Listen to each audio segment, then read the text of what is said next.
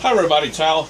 Wanted to do a quick video about the Lee turret press versus a progressive reloading press. I've had a few questions on the channel on folks that are looking at the Lee progressive presses like the Pro 1000 or the Loadmaster. I've looked at the Lock and Load, for example, as well from Hornady. When I was looking to purchase a new press, aside from my single stage press, I really wanted a progressive. So I looked at all of them, did my comparison. The Lee Pro 1000 is just too clunky. People have too many issues with the priming system, things like that. So it didn't take long to discard that one. That left me with the Hornady Lock and Load or the Lee Loadmaster. The Lee Loadmaster turned out to be way better in my comparison. I mean, I read the manuals, looked at the videos on YouTube, went onto forums. I really did my research on those. And the Loadmaster by far is a better press. It's better design.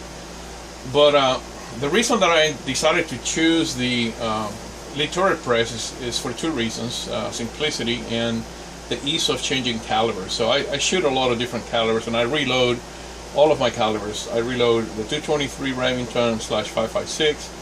I reload the 243 Winchester 4570. I reload also the 218 Hornet. I also reload, I'm sorry, the 22 Hornet.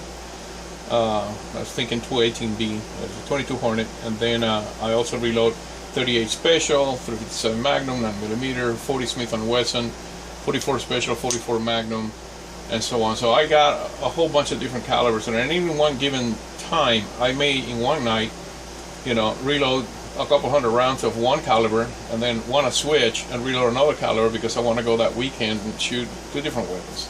So that's where the progressive fall on their head or on their heels, simply because they're not easy to change calibers. So let me show you the reason why I chose the Lee turret press. It's a very simple operation. So you have a head here that the dice screw into, and then you have a priming system that's built into it here, and there's a primer plunger there. The priming system is here, the priming arm, and then you have a concentric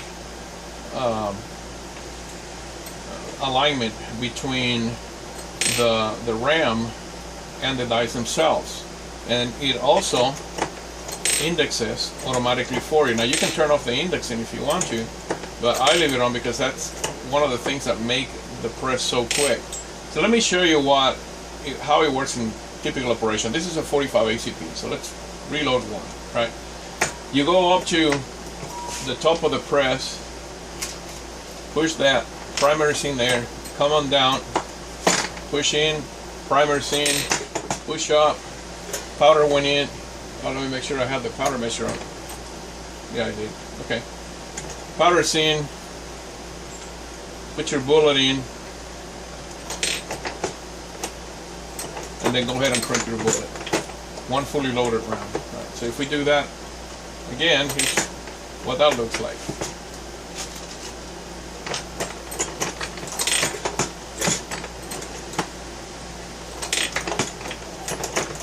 So it doesn't take long to crank out a few rounds of 45 ACP in this tool. It works extremely well. I love the feel of it. I love how it works. It's just easy. Now let's say, for example, now I wanted to switch to 40 Smith & Wesson. That's a whole different ball game with other presses. So in here, here's how you would have to do it. You want to shut off the powder. So you turn that and shut off the powder, get an empty case, right? Put it here, and then load the powder in the case. What we're doing is we're emptying what's in the bottom of the powder measure. Now that we shut off the hopper, so there should be, yeah, there's no more powder coming out of here. So now what we can do is we can take this powder measure out. And this is a beautiful system. It has a knurl knob here. You just unscrew it and the whole thing comes out. It's really, really easy. And this is a fantastic system. Put your lid on it, put it aside, you're good to go. Now, the 40 Smith & Wesson is different in several ways, right? Obviously different dies. So what I want to do is I want to bring this up.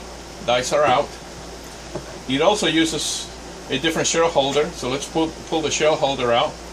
It also uses a different primer.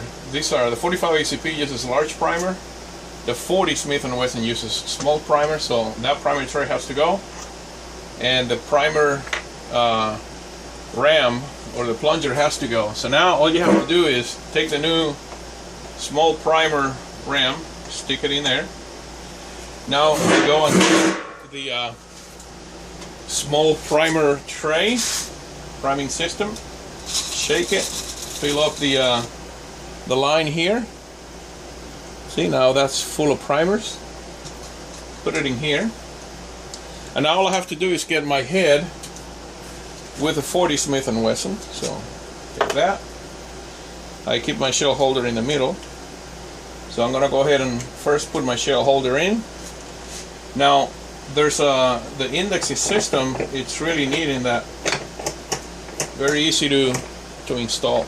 Now all I have to do is take my two spacers, pull them out of the 45 ACP, stick it in here, get my powder measure, and go ahead and thread it in here. And essentially, that's all you have to do to change calibers. I'm ready to reload. As soon as I go and change the size of the hole in the auto-disc powder measure to have the appropriate charge for the 40 Smith & Wesson, I'm ready to start cranking ammunition. So that's all it takes to change calibers here. If you go in a progressive reloader, this is a nightmare.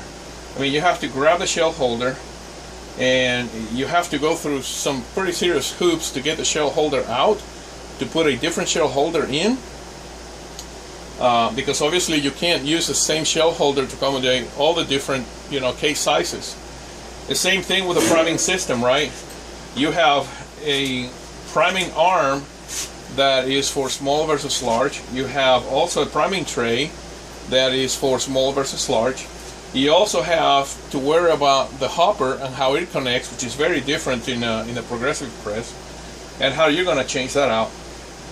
At the end of the day, what I just did here in, I don't know, a minute, if that, would take me probably more than a half an hour to do in a progressive press. And I would have to do all kinds of things to go ahead and readjust everything so it would, index properly and work properly. It's just not the kind of thing that, I want to do. So that is the main driving factor why I chose the turret press. In the turret press, I can crank at an easy pace 200 rounds an hour. And if I speed it up a little bit and still be kind of, be comfortable, I can do 250 an hour. So it's not a slow press. Yet it gives me the ability that if I, make a mistake or something, I can move this and go back to a previous station, right?